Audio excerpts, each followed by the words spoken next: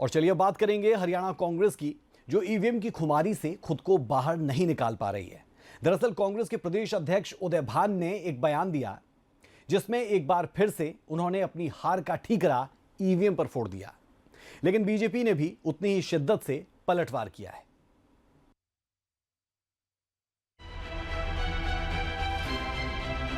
पिछले महीने की 8 तारीख को चुनाव परिणाम आने के बाद प्रदेश में तीसरी बार सरकार बनाकर बीजेपी ने रिकॉर्ड कायम किया।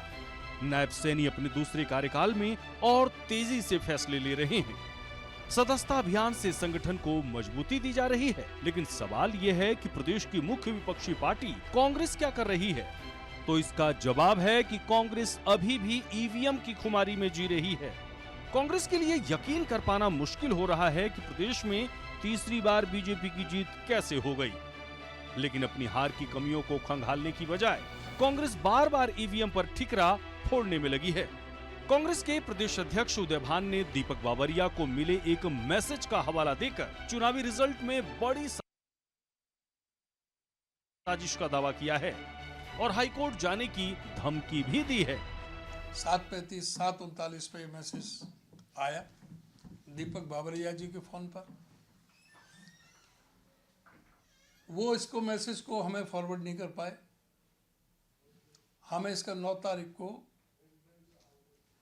दोपहर बाद 3:32 पर मुझे मिला ये मैसेज। अगर ये 8 तारीख को सुबह में 7:30 बजे मिल जाता तो हम उसी समय प्रेस कॉन्फ्रेंस कर देते। दीपक बावरिया खुद भी प्रेस कॉन्फ्रेंस कर सकते थे, लेकिन वो ना तो उस दिन हमें मैसेज दे पाए और ना ही उन्होंने प्रेस कॉन्फ्रेंस की। उनका कहना था कि वो बीमार चल रहे थे, उन्हें मैसेज का पता नहीं चल पाया। मैं तो दवाई लेके सो गया था।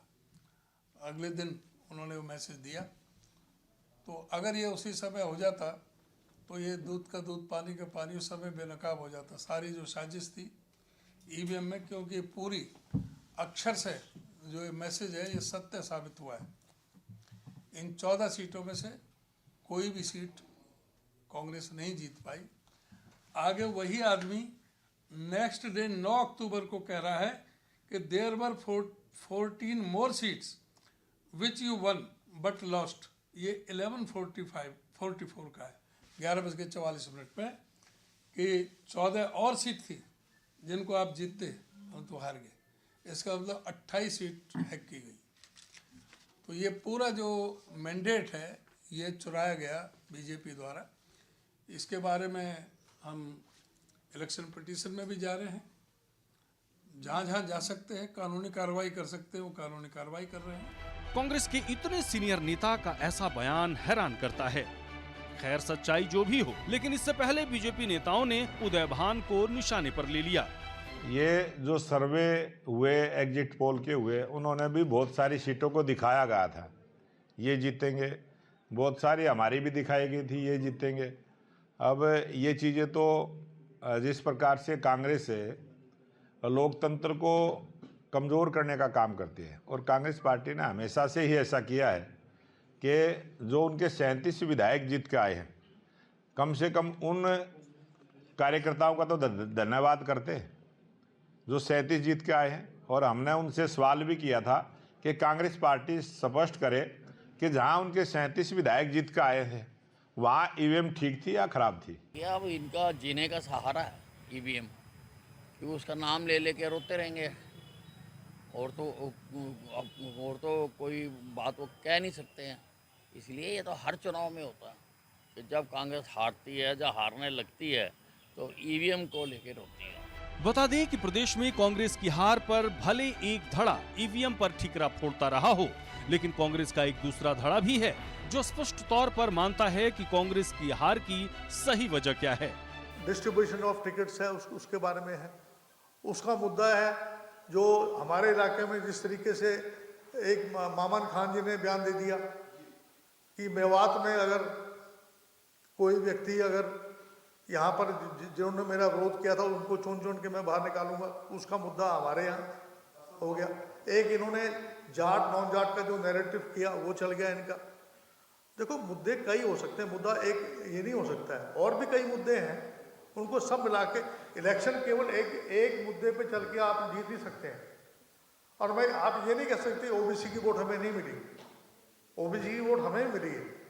1% का फर्क तो है ही, 1% का फर्क तो है भाई, कुछ ज़्यादा फर्क थोड़ी ना है।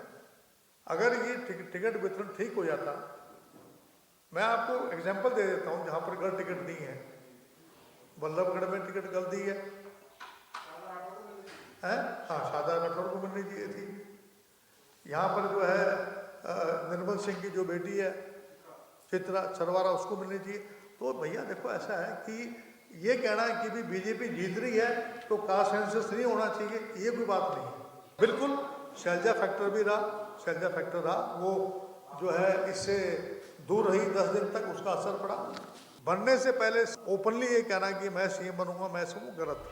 कांग्रेस के अंदर इस तरह उठ रहे सवाल पर पार्टी के प्रदेश अध्यक्ष उदय भान ने अपनी सफाई दी है, जिसमें उन्होंने कहा है कि टिकट वितरण पार्टी की प्रक्रिया के तहत हुई है और अगर कैप्टन अजय यादव को कोई एतराज है तो पार्टी के फॉर्म पर अपनी बात रखनी चाहिए। ब्यूरो रिपोर्ट, सूर्या समाचार।